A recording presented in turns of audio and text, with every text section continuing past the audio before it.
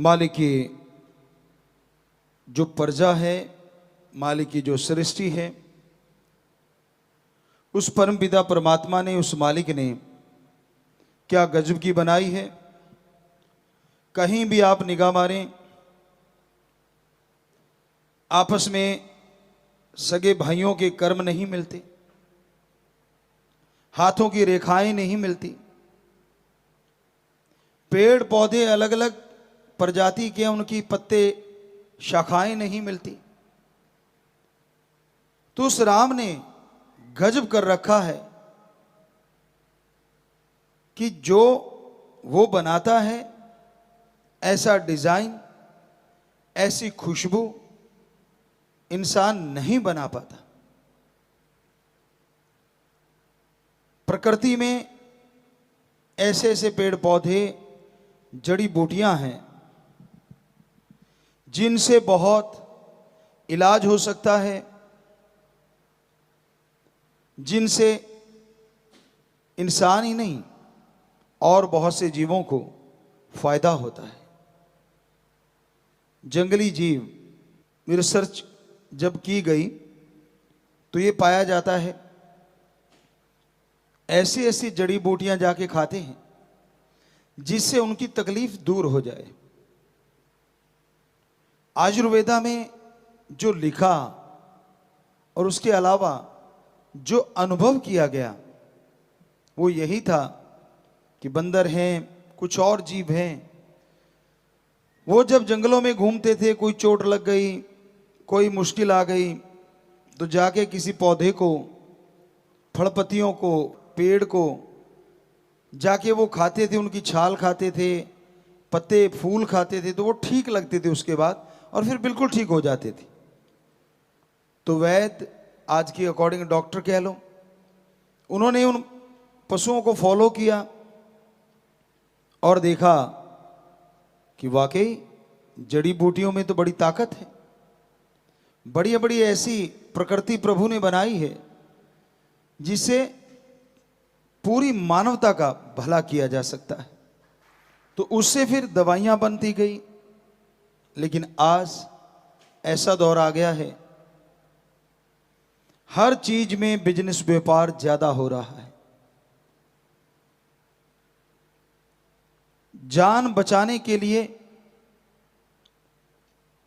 दवाओं का इस्तेमाल होना चाहिए, लेकिन आज उन्हीं दवाओं का गलत इस्तेमाल करके लोगों की जान भी जा रही है।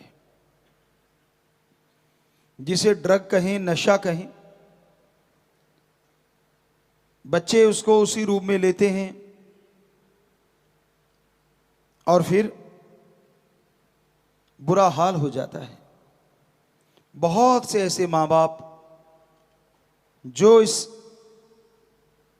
लम्हों से गुजरे होंगे, जिन्होंने उन पलों को जिया होगा जब उनके सामने उनका घर का चिराग, बेटी या बेटा, नशे की वजह से तड़प तड़प के मर रहा या मर रहा था। उन पलों का एक मां से पूछा जाए, एक बाप बहन बेटी से पूछा जाए, तो वही जानती है दर्द क्या होता है। और ये सब क्यों हो रहा है? चंद नोट कमाने के लिए, बिजनेस, व्यापार के लिए, और कोई मतलब नहीं है। पैसा कमाने के लिए नशों के व्यापारी ये कार्य करते हैं, नशा लाते हैं, कोई रुकावट नहीं आ रही उनको। हालांकि कोशिशें की जा रही हैं कि नशा खत्म किया जाए, और यकीन मानो जब ये कोशिशें बड़ा रूप धारण कर लेंगी तो नशा भी खत्म होगा और व्यापारी भी, व्यापार बदल जाएंगे।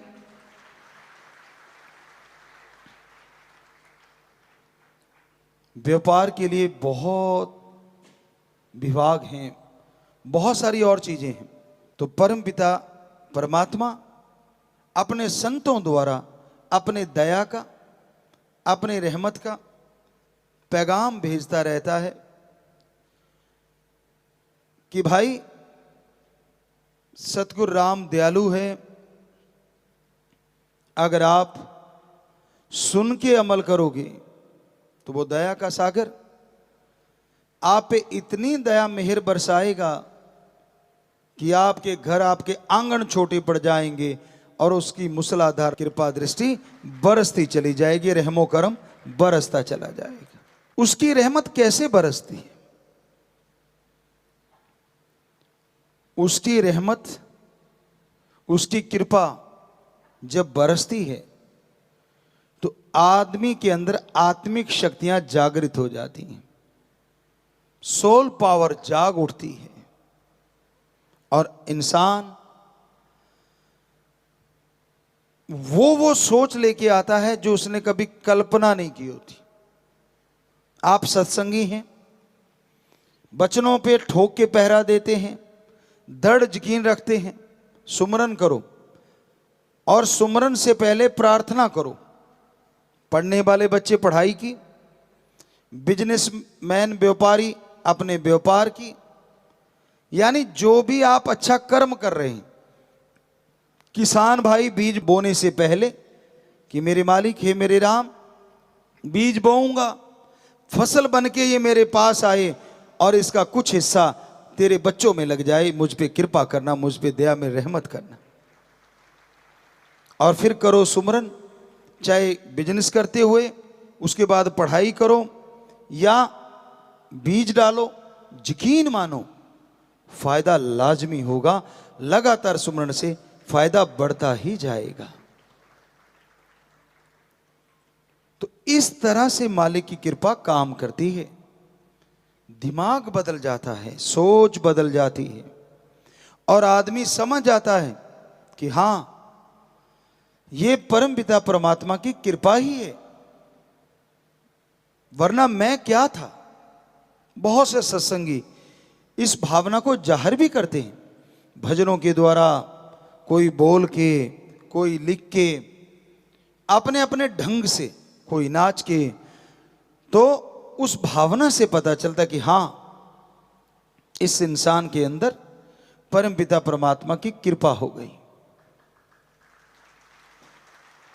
उसको बोल के बताने की जरूरत नहीं पड़ती,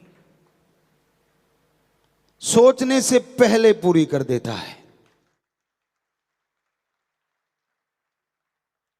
कोई सच्चा भक्त बन के देखो, अपना आड़ से नींद त्याग के देखो। जिनकी तड़फ लगी होती है ना, एक गाना किसी ने लिखा था, कई गाने भी रूहानियत में, सूफियत में चल पड़ते हैं। लगी वाले दा कदे नहीं सौंदे ते तेरी किमें अख लगी। शायद उसने दुनियादारी के हिसाब से बनाया होगा, पर सूफियत में बहुत गहराई है कि जिसकी उस परम पिता परमात्मा से आंख लग जाती है, फिर इस आंख में कोई दूसरा आ ही नहीं पाता, क्योंकि देखने का विजन बड़ा छोटा सा होता है। डॉक्टर साहबान जानते हैं, एक सेंटर में हमारे बिंदु होता है, एक छोटा सा, सारा पिक्सल वहीं से आता है। फोकस, डी फोकस, सारा कुछ फोकस करना, आउट ऑफ फोकस जाना, ये कैमरों का काम है। लेकिन राम जी ने ये जो कैमरे बनाए ना, ये आउट ऑफ फोकस नहीं होते। यहां देखो, चांद पे देखो, एक पल में इतना तो ना कोई कैमरा बना ना और कभी बनेगा कि इतना क्लोज, और एक पल में वहां और एक पल में यहां। ये उनसे भी कई गुना ज्यादा फास्ट होता है, कई गुना ज्यादा फास्ट, सेकंड के 100वें हिस्से से भी आगे। आंखें यूं देख के यूं देखती हैं तो पता नहीं कहां से क्या क्या देख लेती। और गजब तो ये है ना, क्योंकि हम डायरेक्टर हैं, बहुत मालूम, डीओपी भी हैं, तो हमें पता है इन चीज़ों का। आपको पहले भी एक दिन बोला था कि एटार होता है, एक ऐसा लेंस होता है जो यहाँ तक दिखा देता है, फिश आई होता है जो यहाँ तक दिखा देता है। लेकिन गजब तो ये है ना, राम जी ने हमारी ये जो आंखें बनाई है ना, ये यहाँ तक दिखाती है 180 डिग्री। कमाल तो ये है, ये डीफोकस नहीं होती कभी भी, आउट ऑफ फोकस नहीं होता, पूरा दिखता है, इधर कौन खड़ा, इधर कौन खड़ा। सेंस जागने चाहिए। लेकिन इस सबको इकट्ठा करके जब एक बिंदु पे लगा देते हैं तो भगवान भी आ जाते हैं। गजब है। कैमरे को जितना मर्जी फोकस करते रहो, कुछ भी करते रहो, भगवान का ढंग की पिक्चर आ जाए वही काफी है। लेकिन कमाल है ना, जब ये सारे पिक्सल इकट्ठे होके एक जगह इकट्ठे हो जाते हैं ये पॉइंट पे, तो फिर वो रास्ता खुल जाता है परमपिता परमात्मा तक जाने का। कमाल का ऑटोमेटिक विजन है, कमाल के ये लेंस हैं जो अलग से लगाने नहीं पड़ते। क्योंकि शूट करते थे, आपको बोला डीओपी, डायरेक्टर ऑफ फोटोग्राफी या जो भी नाम ले, तो उनका काम होता है जब वो देखते हैं कि मैंने कौन सा सीन लेना है तो वो लेंस बदल के दूसरा लगाया जाता है। क्या मैंने फोकस बिल्कुल क्लोज लेना है, अब मैंने वाइड एंगल लेना है, अब मैंने लोअर एंगल लेना, अब मैंने ये लेना है, तो वो सारे अलग से लेंस होते हैं। लेकिन क्या कहें उस परमपिता परमात्मा का जिसने ऐसे लेंस, और कमाल है ये इतने बड़े बड़े होते हैं, उठा के चलते हैं जब इतना वजन होता है, और इधर वजन तो है ही नहीं। जरा सी जगह, आप अगर डॉक्टर से पूछो कि जरा सी जगह होती है, और क्या उसका वाइड एंगल है और क्या उसका लॉन्ग एंगल है और क्या उसका फोकस है, जबरदस्त। इससे बड़ा तो हो ही नहीं सकता ना कि जब उसको टोटली फोकस कर देते हैं एक पॉइंट पे तो भगवान जी भी आ जाते हैं। पर इसको फोकस करने के लिए इस माइंड में राम का नाम लाना पड़ता है, उसको याद करना पड़ता है जिसने ये ऑटोमेटिक लेंस बनाए हमारे अंदर। तो उसको जब याद करते हो तो ये सब चीजों को आउट ऑफ फोकस करके एक जगह फोकस होने शुरू हो जाते हैं। वरना तो 180 डिग्री कोई छोटी बात नहीं होती। और जब मन इसको काम में लेता है ना तो ये पता नहीं कितना लंबा चौड़ा दिखाते हैं, कहां से कहां ले जाते हैं। सोच इनके द्वारा भी बहुत आती है और इसके द्वारा भी बहुत आती है। जो आंखें देखती हैं बिठा लेता है, ये पकड़ लेता है। जो कान सुनते हैं बिठा लेता है।